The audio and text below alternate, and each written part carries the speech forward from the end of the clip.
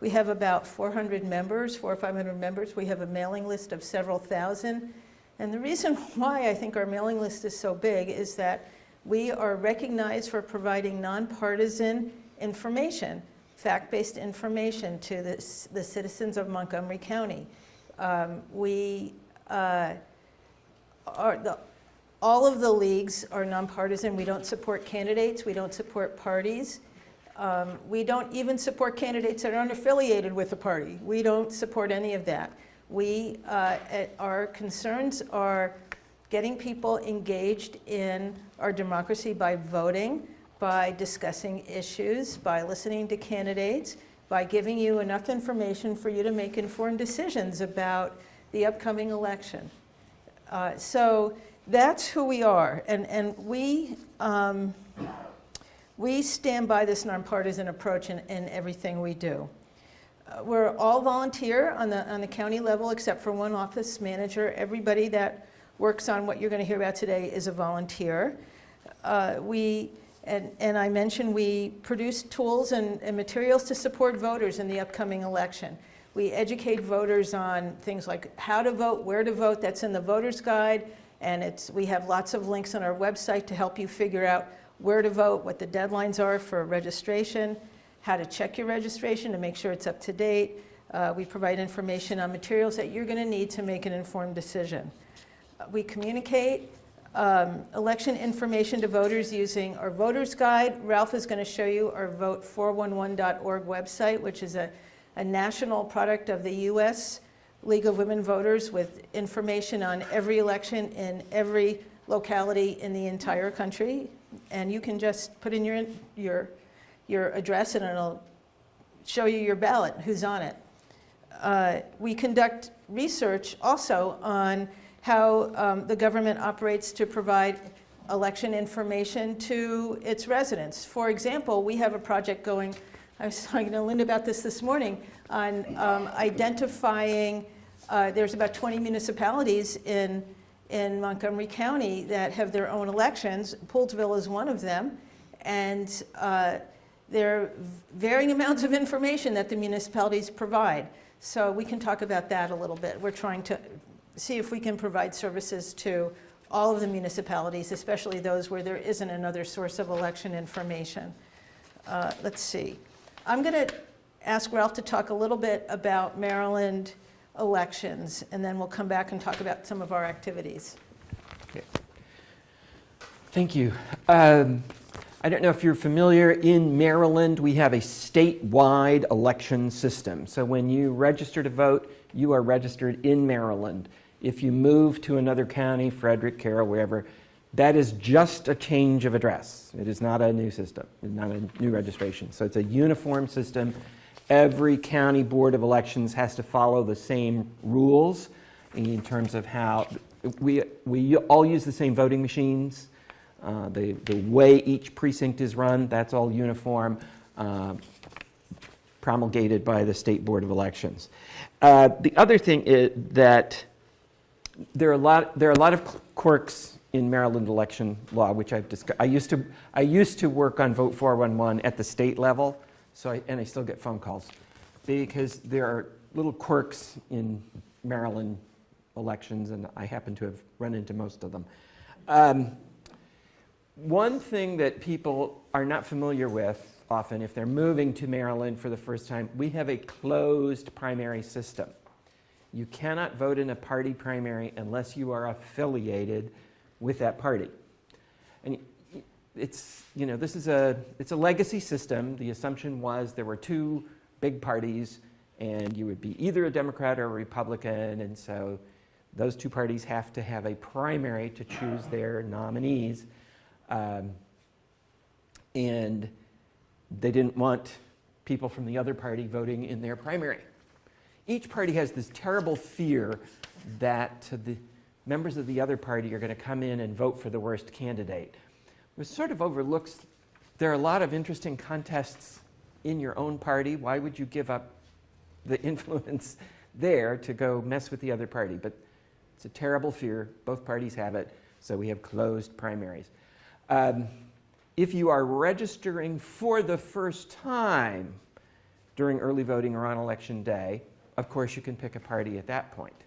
However, if you're already registered and you're unaffiliated or you're in a party and you want to change, you have to do that by June 2nd this year. It's always 21 days before the election. So that's an important thing. Younger high school students in huge numbers are choosing to be unaffiliated, not understanding that that means they've just screened themselves out of voting for governor, president, senator, representative, everything, except Board of Education. That's our only nonpartisan race in the county election. One of the reasons we know all this is the league monitors the boards of elections. I cover the state board of elections. It's easy now because they're all online. I used to have to drive to Annapolis. So we know when new regulations are coming out. For example, this year there's a change in the use of cell phones. Remember, no use of cell phones ever.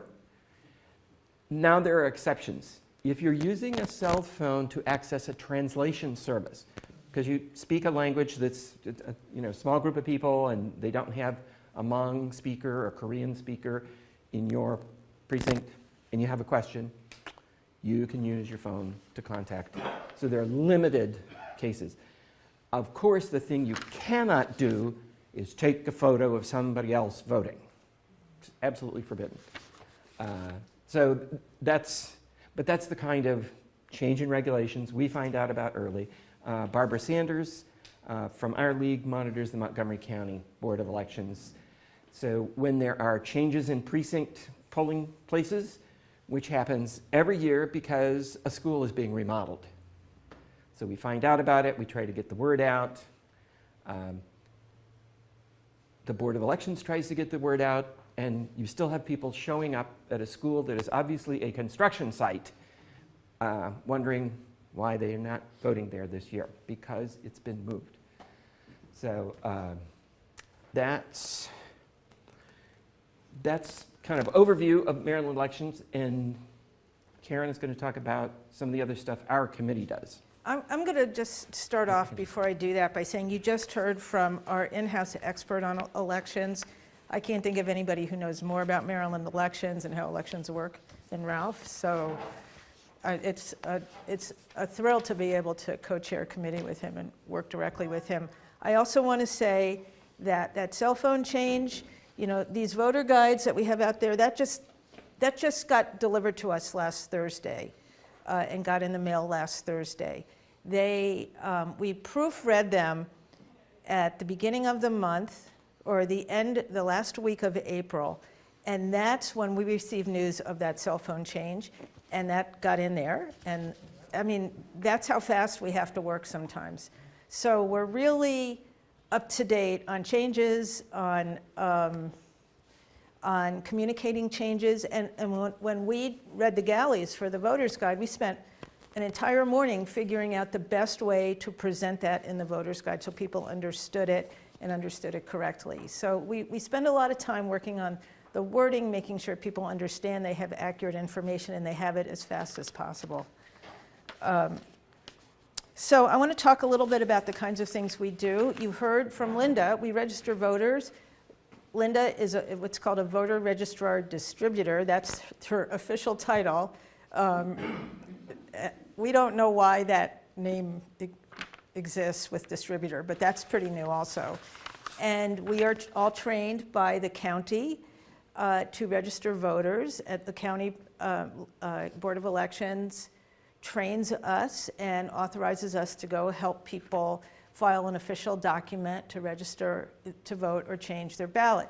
And we are largely have our voter registration events at community colleges, in Montgomery College, generally in Germantown and Tacoma Park and Rockville.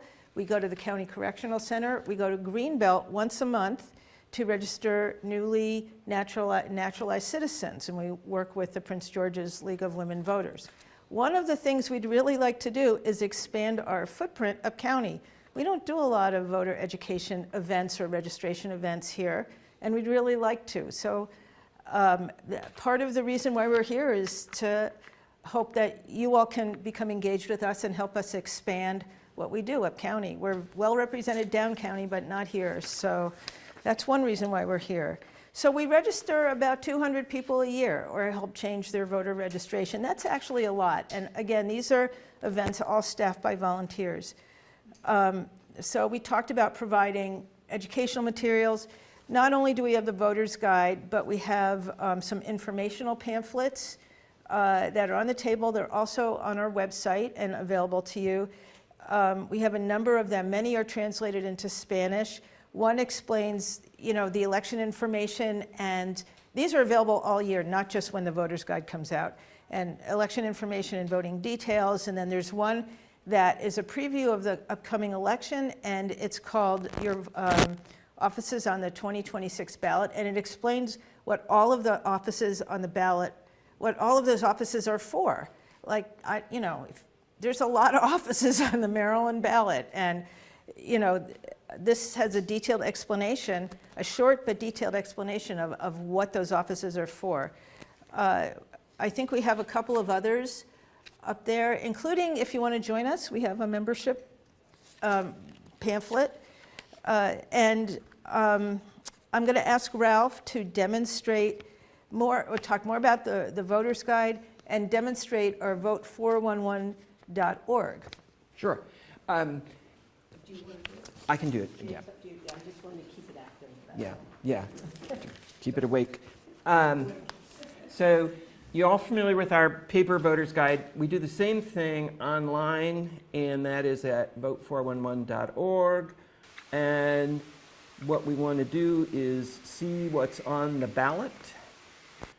And once we're there, this would connect to, so when we have candidate forums, as soon as we have the video, we will post the video link here as well as on our website, the LWVMC website. I need to scroll down a bit to get, you'll find, enter your address. Now this is the cool part. I'm entering my home address. And I want to get started. The first thing, because we are in a jurisdiction that's required to have election materials in Spanish as well as English, in the league we're doing the same thing. We have Spanish translations. So a candidate submits their answers to our questions. They were invited to submit them in Spanish as well, and 30% of them did on their own. Others asked for us to translate them. We had a professional translator do that. So the first thing you can do on our website is select your language, and in this case, I'm going to leave it at English because that's the only one I know how to read. I know a little French, but not that much. And also, because we're in a primary season, you could select your party. In this case, I said, well, let's just see all the parties.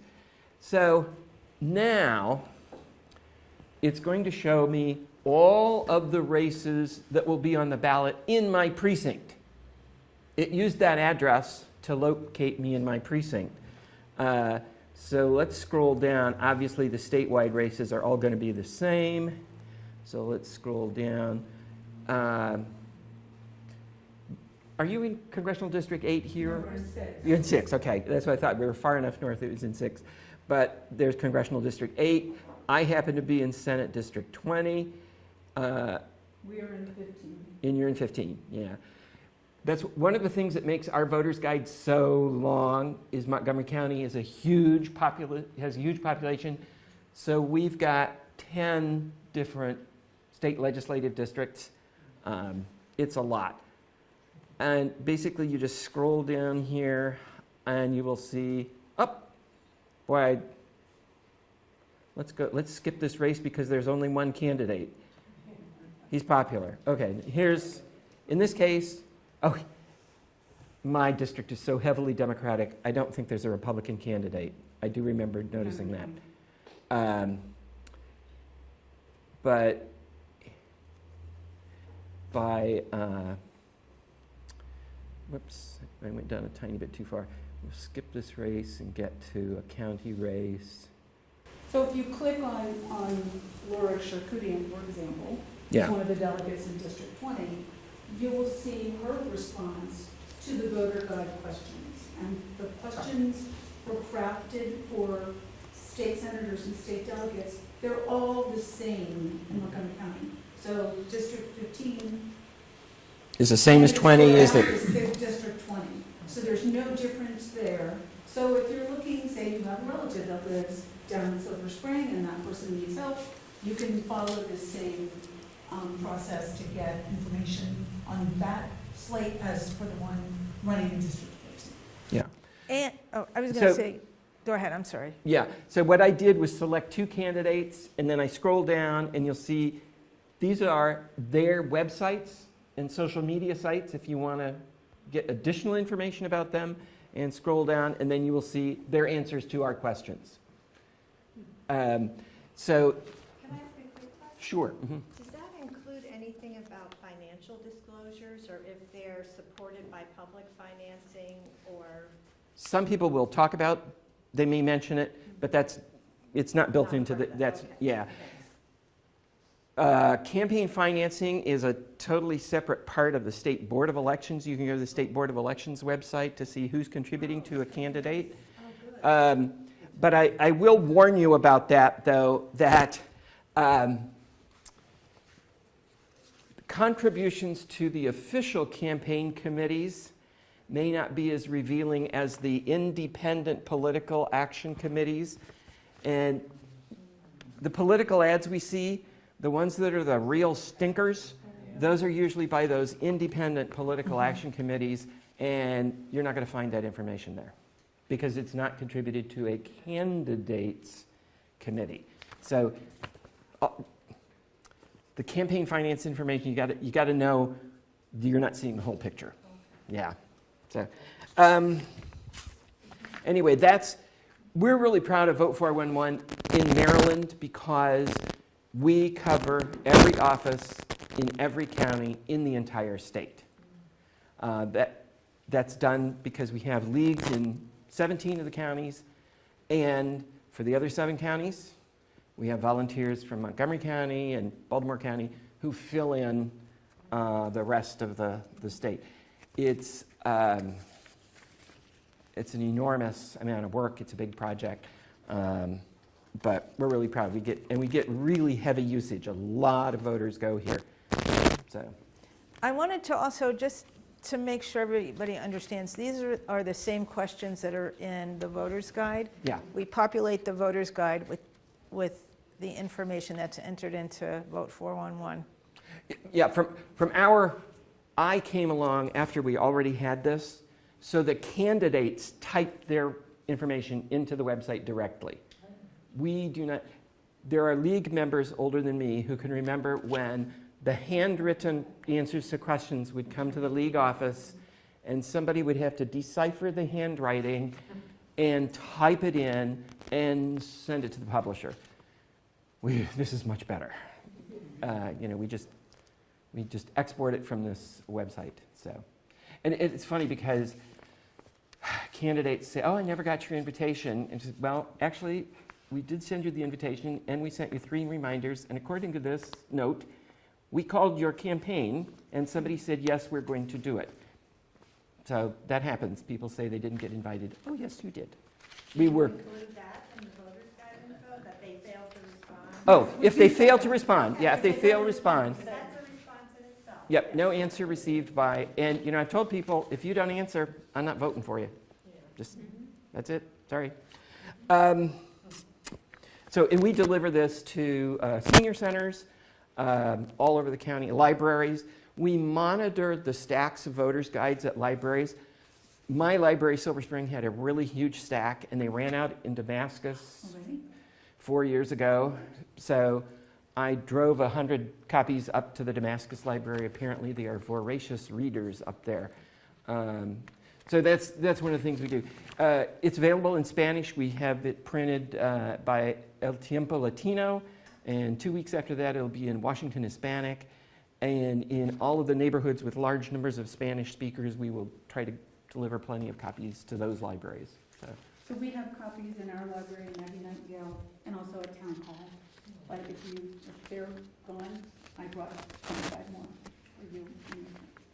And am I supposed to talk about the email notifications to people? I can do it. Okay. But- Or you can, Well, You're there. if you're on our list, if we've captured your email, we will send you an email saying the voter's guide is now available, or Vote for 411 is now live. I just sent out 50 of those announcements yesterday to some organizations we work with. But the emails we have a series of emails this year that are informative, so we remind people when the deadline is approaching to ask for your mail-in ballot. When is the close of voter registration, when you can change party affiliation if you want to, in addition to the voter's guide and the Vote 411 being available. One of the messages we're going to get out this year, can I talk about postmarking? Two things about voting by mail. The first one is younger people, especially, see deliver my ballot over the internet. Oh, terrific! I can vote over the internet. No, you can't. You'll get a link that will let you print the ballot on a piece of paper. You will mark it. You will then find an envelope, find a stamp, and mail it to your Board of Elections. Whereas if you ask for it to be delivered by mail, it will come with a prepaid envelope and instructions, and it's all easy. But electronic delivery of ballots is appropriate in some situations. My neighbor's son was at college. His paper ballot didn't arrive. And I said, tell him to access it by email and mail it back in. So he got to vote. The second thing is there's a change in the Postal Service postmarking process. It used to be done by hand at each local office. It's now all of that will be gathered together in a regional mail processing facility, and it'll go through a machine to postmark it. But that means it might be sitting there for a day or two before it goes through the machine that puts the postmark on it. In Maryland, if your ballot is postmarked after the close of voting on Election Day, it cannot be counted. Doesn't matter if you put it in 2 days before Election Day. They cannot count it. So our advice to everybody is when we're getting close to Election Day, don't put it in the U.S. mail. Put it in a ballot drop box. There are more ballot drop boxes in this county than there are post offices. Does everybody know where ours is? I thought high school. Okay, high school's got it, yeah. So, Could I add on a question to that? So if for whatever circumstance, somebody's doing mail-in, can they go direct to the post office and ask them to do a timestamp or something? And how many days ahead? you can. Sounds like you should mail at least a week ahead. Really, get it in as early as you can. Once you've made up your mind and marked your ballot, get it in. The Board of Elections said at the last election, they got 20,000 ballots turned in on Election Day. Well, that overwhelmed their ability to count them. So getting them in earlier is really, really helpful. I think you, yes, can get a hand stamped if you specifically ask for it. It's just safer to put it in a ballot drop box. Those things are picked up very frequently by the Board of Elections, so.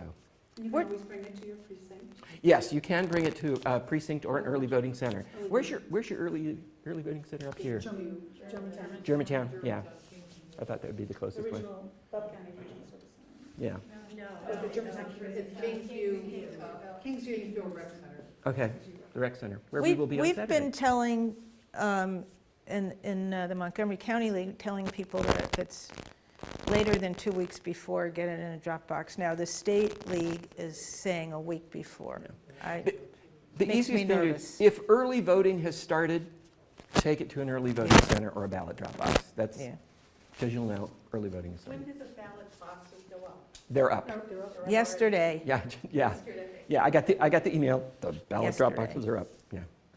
Same time the voter's guide came out. I have a little extraneous question, but the discussion about the post office having a list of eligible voters, and they're supposed to sort through and see if you're, I mean, that is what the administration is trying to propose. and Oh. No, no. Oh, It sounds completely impractical to me. Well, it is. But, yeah. That doesn't mean it will happen. They don't even Yeah. have a list of addresses and the. Yeah, yeah. But that should not impact this primary election. It may impact the general election. It won't. Oh, it would take them at least that long to implement something like that. But I would say, ignore that, turn your ballot in early, put it in the ballot drop box.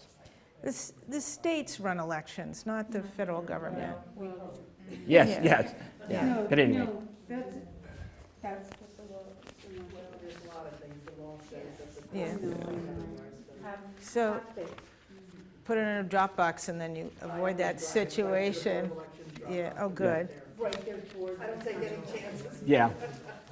I think I'm up, but I want to say something about the voter's guide. And here, this is also available in a PDF on the website. So we get these delivered, these are the voter's guides, in stacks of 25. This weighs a lot. There's like 150 candidates this year in the county, a lot of pages. So we printed about 65,000, of which most got delivered before they came to our tiny office, which is 2 rooms together, smaller than this space. And we had about 11,000 dropped off in our office. And I was there yesterday, and I think we've gotten rid of a bunch because we have a big network of volunteers to deliver them around the county and monitor and track them. So we're now expecting another 100, these are called bundles of Spanish voters' guides to come in. So I'm glad that we had some clearing out of that mass of voters' guides before the next one came in. But it's a lot. We're thrilled to be able to distribute these and have them as a trusted resource. So I'm always impressed by big numbers of things like that. Sure. What are your roles you have for people that they can help distribute? Yeah. Because I thought I Yeah. saw on your site that you were having some distribution days at the Metro. Yes, State Grove Metro and all that, so you don't have to have training or. No. education. And- You can just volunteer yeah. at a certain location. Those are one of the, we'll talk more about volunteer activities, but those are one of the few opportunities for people who want to volunteer who aren't members.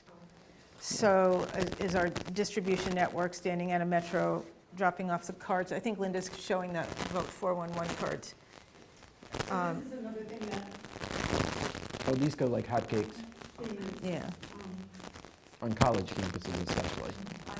I go to the station Some ungodly at hour. Shower. The Mark Station? The Mark Station, yeah.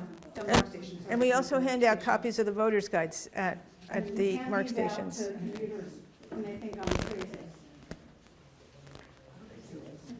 So, So this is the surefire way to keep this. And you can take some of these if you want to put them, in the church entryway. Again, the purple is the color that we use, and it is our signal. This is nonpartisan. We're not taking sides.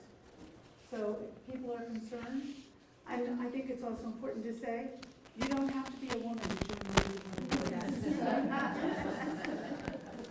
We are equal opportunity. And the age to join? Any, 18. 18? well, we have student members. But we do have student members, yeah. Students get free membership with us. Yeah. And usually, students join and they want to do a project, and we are thrilled. In fact, the research that I described about municipal elections was started by a student. That Ralph is working with. I had a student working with me on voters' guide questions and we created a big library of voters' guide questions throughout the country so that we could compare them and look at formats for questions we wanted to use. We have students working on social media. So they become members, they work with us, and they get free membership. And we will give them internship letters or whatever they need, SSL hours, whatever they want. Do you do the voters guide for the voters primary and then another one for the general? Yep. Uh-huh. I'm going to talk about that in a minute. Yeah, I know. This is our biggest budget line. I would think. Yeah, this is it. So I want to talk a little bit more about our activities. We talked about some of the educational mission of our league. Also, I want to say we do an enormous amount of education at the voter registration events, talking about, why you might want to sign up and register for a party or get your ballot in early, or if you think electronic voting is all that it's cracked up to be, it's not. So we do a lot of that education. Not only do the voter registrar distributors get trained by the county, but we provide additional training to, you get a lot of questions about voting in general, and we just make sure volunteers are prepared to have these conversations. Another thing that we do is that those ballot questions that you see, we only see in Maryland ballot questions at the general election. But we have a speakers bureau, and one of the things that we do is an analysis of every ballot question, not only analysis, but understanding what a yes or no vote means, or what a for or against vote means, what it means, what are the alternatives, what are the consequences, and we train speakers to go and talk to community groups or anybody who requests about those ballot initiatives. They are very complicated, they're not in plain language, and so we have internal analysts reviewing those initiatives and presenting the information in language that volunteers can use to communicate to people who request a speaker. So that happens at the general election, but also we get requests for speakers throughout the year having to do with, election-related issues or voting-related issues, and we try to find a speaker to address those requests. So we run a voter hotline. Our voter hotline is going to start next Monday, and this is a 5-day-a-week service, Monday through Friday from 10 to 7. The last couple hours, we have somebody who can communicate in English as well as Spanish, and volunteers are trained to take hotline shifts and answer questions that are called in. They call the main league number, and it says press 1 for the hotline, and they press 1, and they get a volunteer who the call has been forwarded to their phone, and they've all been trained. They have a training manual and other kinds of documents to answer questions.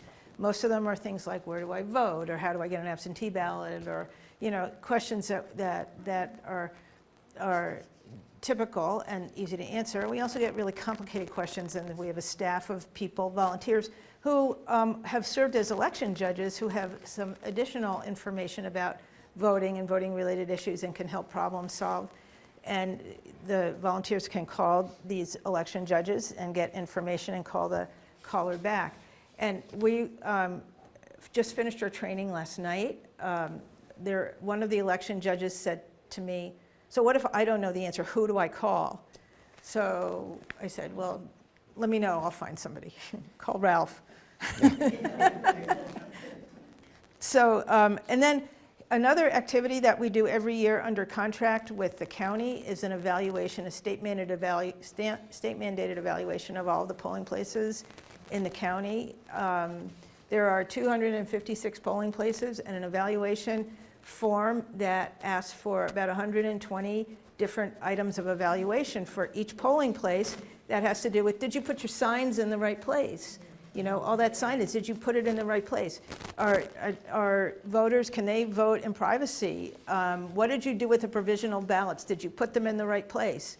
Did you, whatever the issue is, there's 120 different questions. No piece of information is too small to not be covered on that evaluation. So we have volunteers that do this for the county, And they get trained and they get assigned routes of about 3 or 4 election of polling places, and that's what they do on election day. They go out and they review each one. They fill out their forms. They go to a debrief a week later, submit all those forms, and then the league's going to take it back, enter all the data, and write a report. So that's a state mandated program. And people just love to do this.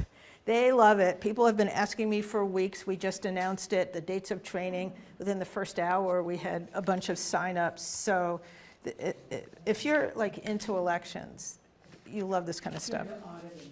Yeah, and Yeah, auditing. It's auditing. We Yeah. also help condos and condo associations with elections. Mm-hmm. They'll call us, ask us to run an election for a condo board for them.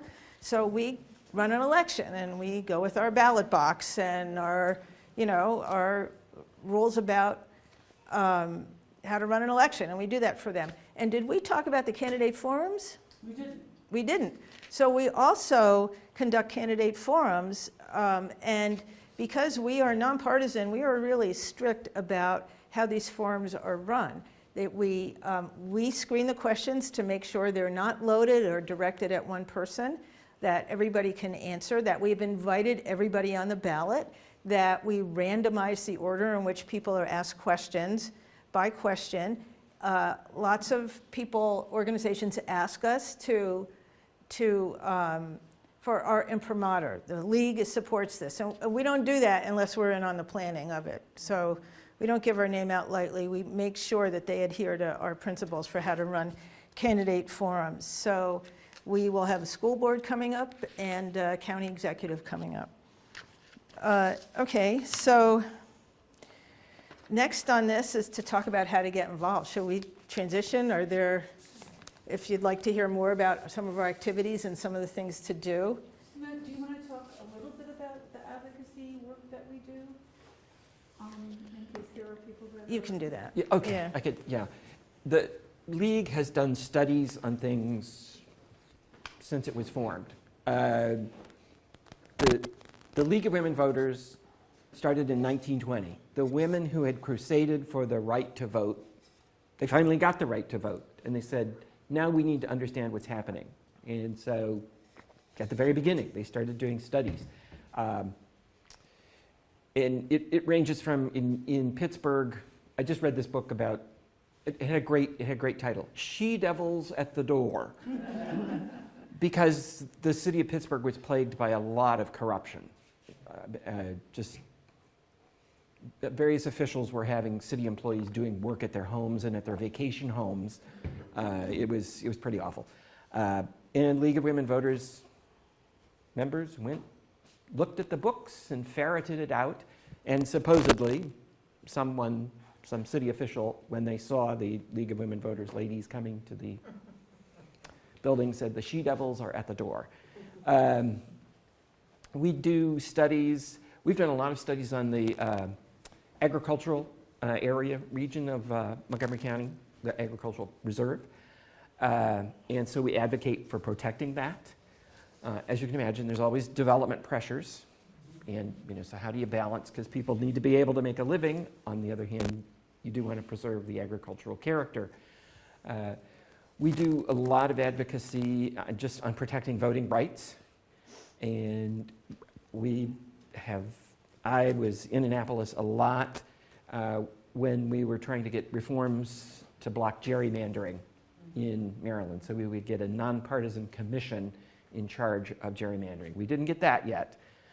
It is still done by our legislature, which miraculously finds a way to draw the lines to ensure that they are reelected.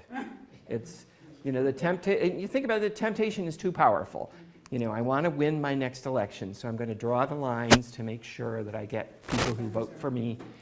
And unless you move that authority somewhere else, that's always going to happen. People are always going to try to get reelected. So that's been a big, and that's one where we irritated the Democrats. Oh goodness, they were angry at us for pushing for reform. And so if people say that we're partisan, I say, no, we irritate both parties equally. is we have our set of principles, and equality before the law, protecting the right to vote. There's always a push to require photo identification at the polling place. And we've managed to get along without that for about 250 years now. And it overlooks the fact that a lot of people don't have photo ID. And they are clearly eligible citizens. But that's one of the things constantly going on. Or your name, the latest is the SAVE Act in the Congress, that if your name does not match the name on your birth certificate, which means women, because women, I have it on good authority, women often take their husband's family name. You would have to have proof, documentary proof. And I'm in the middle of a genealogy project, so I also know how difficult it is to find documentary proof of some things. But so anyway, those are some of the things we've done advocacy on. Equal opportunity in housing. The league. Land use. Education. We have lots of committees. I'm Yeah. on the agricultural committee, and we study solar in the ag reserve. Yeah. Zoning in the ag reserve. We Yeah. write position papers that then become part of our league policy. And so if you wanted to know what does the league think about, we have a policy paper on it. It's reviewed every once in a while to make sure it stays up to date, that the data are reflecting the latest thinking. Rob is going to be presenting one of our activities that's open to members and non-members, trending topics. Yep. These are topics of interest to the populace. It's not just members. So we have one on May 21st, Yep, I think that's right. 21st or 31st? 21st. 21st. It's on my calendar on the You know, 21st. so it may be on artificial intelligence, or it could be on curriculum reform in secondary school. It could be a number of things, and anybody can come on. More intensive discussion is held in discussion groups, which are limited to members. So discussion groups are league members discussing league positions and league understanding of an issue that then gets turned into a white paper or policy paper. So, Yeah. but trending topics anybody can come to, and put this on your bookmark and come and visit us often to see what we're doing. Yeah. Also, go we ahead. focus in our advocacy efforts in the county league on county level issues. Yeah. The state league focuses on, State League of Women Voters, of which we are an affiliate, focuses on state level issues. And the National League focuses on national issues. Now, there's a ton of affiliate leagues that ultimately compromise the national leagues. So there's a lot of consensus that has to come together to form these opinions. So we are very connected, but our focus is on local level issues. And one of the great things about being a member of the Montgomery County League, or a league in Maryland, I don't know how it works in other states, is that as somebody who's a member of the local league, I'm also a member of the state league. Everybody who joins their local league is, but I can work on state level issues if I want, or we have members of the Montgomery County League who work with the national office on lobbying issues or other kinds of things. There's a lot of flexibility that way, a lot of ways to get involved, a lot of ways to look at the different kinds of things that we do. Yeah, and we need all kinds of help. I mean, from the simplest thing to standing at the metro station saying, "Voter's Guide from the League of Women Voters." There, you're now all trained. That's what you have to say. We need a treasurer. We're going to need a new somebody to edit the Voter's Guide the next go round. Or people to just help with the process. Yeah. All of that kind of stuff. Question. I believe that you have a role with nursing homes, nursing homes. Yep. Yeah. What is that? What's your role? Mostly we're providing the voter's guide, but we will also go and do voter registration. The polling place support program that we were talking about that partly arose I was there. I was at a polling place, and there was this long, enormously long line of people voting provisionally. They had to vote provisional ballots because they had recently moved into a senior living facility, and the facility thought it would be helpful to bus them all over to vote. Well, of course, they hadn't first updated their addresses, so they all had to go through, you know what it's like, you're filling out a lot of paperwork to vote a provisional ballot. You know, it's good that they could. I found out where that facility was, and one of our volunteers called them before the next election and went in and updated people's addresses. You know, you spent an hour or two, everybody came through, got addresses up. I happened to draw that same precinct for the general election. There was no line. So it worked. So it's little, and I've done it. I've been at the one in Kensington, which is not far from me.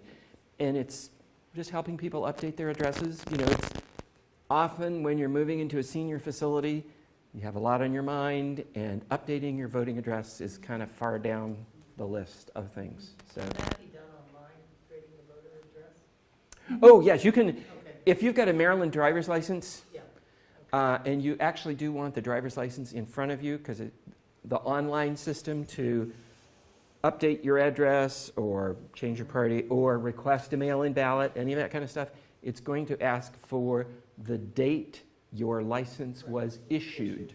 Okay. And that is not, that's a security measure because that's not publicly available. My sister just moved into a senior living facility, so I'm thinking Just tell her, go online. Yeah, if she's a Maryland voter, just go online. on Saturday. The Board of Elections also has a nursing home program. where Right, they're you can skilled, go all in- the skilled nursing facilities they go to. Right. It's the next level down of independent living, Assisted living. assisted living and Even, you know, senior communities, we try to yeah, 55 plus. 55 or over. Yeah. And, you know, A couple thousand, or almost I know. 1,000 voters' guides went out the door to Leisure World. Leisure World, you know, which is God love them, oh, yeah. Yeah, that's huge, yes. a gigantic yeah, place. I think they probably need more. 1,000 doesn't sound like enough. Yeah. You know, we have a group of people that are identifying and reaching out to these communities and the big problems that they're having, you know, and they're asking, do you want voter registration? Do you want a speaker? What do you need? Do you want voters' guides? We're happy to do any of that. We're all, you know, the people who do those activities are all notified. We can't get in touch with them. Nobody's answering their phones. Yeah. Nobody's getting back to us. It's a real shame, you know, and we have 4 people spending a lot of time trying to reach out, you know, to large ones, to small ones. I don't know why people never answer their phone, but they don't, and I it's a think real shame. I think it's they're thin-staffed, and Yeah. everybody is busy up to here, and, Yeah. yeah. Oops. Yeah, I was just in the nursing facility last fall for 2 weeks, and I would testify, they had 50% of the staff they needed. Yeah, yeah. And everybody would like to do their thing, but so Yeah. that's a real issue. Yeah. Yeah. Can you describe the difference between opportunities for league members and for non-members? If you're going to be representing the league's position on an issue, obviously you've got to be we want you to be a league member. A couple of the usually at voter registration, we really want that to be league members. Definitely when we do it at the naturalization ceremonies, that's an agreement with the United States District Court, and they asked the league to provide members, so it needs to be league members. But most of the other things, yeah, we could have non-league members help with that. One of the other reasons why, I mean, the distributing the voter's guide, the 401 cards are open to anybody. Some of the activities we offer them to members first because they're actually very popular. So we have to make sure members sign up, like Yeah. the polling place support. Yeah. You know, and if we don't get enough people, then we'll open it up to we'll send out general notices. But Can you click on volunteer? yeah, It's the upper and right this is there. only some of the volunteer activities. It's like right about there. Yeah. Oh, wait a minute, where is it? This is on volunteering. Volunteering, there it is. But this is, I we're not, forgot where it was. and this is, you're going to see what is open to the general public, not the members, because Registering voters at naturalization, it's available People to have members to only. be able to get on our website as a member to get Here's the metro materials and stations, information. 25 slots available. Pick one. Yeah, so, I mean, and also, I mean, we want to make sure that people are familiar enough with the league to be able to address issues of, our nonpartisan stance. Some of the training for the voter hotline is to go over what happens when somebody's trying to maybe bait you and see if you're partisan, and how to respond to that, or if somebody's argumentative and challenges the league, and, how do you address that? That's some of the training. And so we want to make sure members are comfortable handling that. And how much is membership dues? Membership, minimum membership dues is $20. The League of Women Voters of the U.S. would like people to pay $75. That's the recommended amount. The minimum is $20. And the local league gets a small cut of that. And I know people who join for $20 and then donate locally. But Yeah, That's the best way to do it. yeah. yeah. We raise our funds through grant writing, through donations from members and non-members. We get a small amount from the membership dues, Yeah. but I'm chair of the fundraising committee.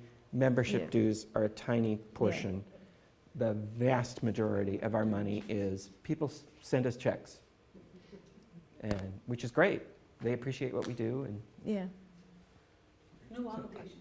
Yep. But I would encourage everyone to join. So one of the things. it's a fun. Somebody asked about men joining. Until 1976, men could join the League of Women Voters only if Their wives. their wives were already members. Turnabout fair play. So they were pushing for ratification of the Equal Rights Amendment, and the light bulb came on, and they said, we should welcome everybody. I joined the next year. So I've been a member for almost 50 years. And it is, without doubt, the best source of information, especially about how your local government works, what's really going on, that you'll get anywhere. And especially with journalism fading out of the picture right now, local newspapers are dying everywhere. The League has the best information about what the government is doing. So So I'm going to talk about a volunteer opportunity that I have not been able to get people to sign up for, and I'm not quite sure why. So I talked a little bit about, a couple of minutes ago, about wanting to expand our footprint in the northern part of the county. And we think we need people to, this is not a heavy lift, this is a very light lift, to periodically get on the websites of the towns here, or areas where registration, where it's under-registered, and find events that communities are having where we could have a table, a voter registration table, and fill out a little form saying, yeah, this is, on this day at this time, and we, it's open to the community the event focuses on this issue, and we have, we typically get 1,000 people, and it doesn't cost anything, and you can get a table, and that's, just help us find communities where we can set up a table and register voters. yeah, that's a surfing the internet and making a phone call or Yeah. two occasionally. Yeah. Saturday, June 13th is Poolsville Pride Fest. Then we want to get ourselves out here. I don't know if it's at local farm market. What's it called? Poolsville Pride. June is Friday the 13th. Yeah. Poolsville Pride. I have to go everywhere that month. So, These any, are all good questions. yep, any other questions? High schools, do you speak in high schools?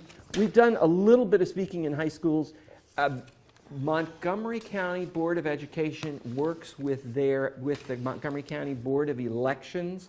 We have a really successful and aggressive program where high school students are trained to register their peers to vote, which is going to be a lot more effective than having some old guy come in and talk to you about registering to vote. So, yeah, Montgomery County's system is really, really good. But occasionally they've wanted us to talk about ballot questions or some other aspect that the Board of Elections doesn't cover, and so we've done those, yeah. Yeah. Those are a lot of fun. The join the league, get Like trained as a voter Cool Soul Pride. registrar, come register voters at a naturalization ceremony. It is one of the most gratifying Where did you get- you just experiences searched you for will ever Cool Soul? have. People are so excited to become Okay, citizens great. of the Thank you so United much. States. I was at one at the Baltimore regional offices, and one guy who was getting naturalized that day was a member of a church choir, and the church choir came and sang, "Oh, beautiful for spacious skies," and there wasn't a dry eye in the house. I mean, it was very moving. It's a real feel-good experience to do. So please stop by the back table if anybody would like to. If you're not registered, let me know. I'll be glad to register you. I'm licensed registrar. She is trained. So, thank you. Thank you so much. Thank you, Rob. Thank you, Karen. Thank you so much for coming. We appreciate it, and I hope that you'll hear from some of our. I hope so, too. We have membership forms there. Any questions, you can get in touch with us through our website, and thank you. Yes, thank you so much. Thanks. We may have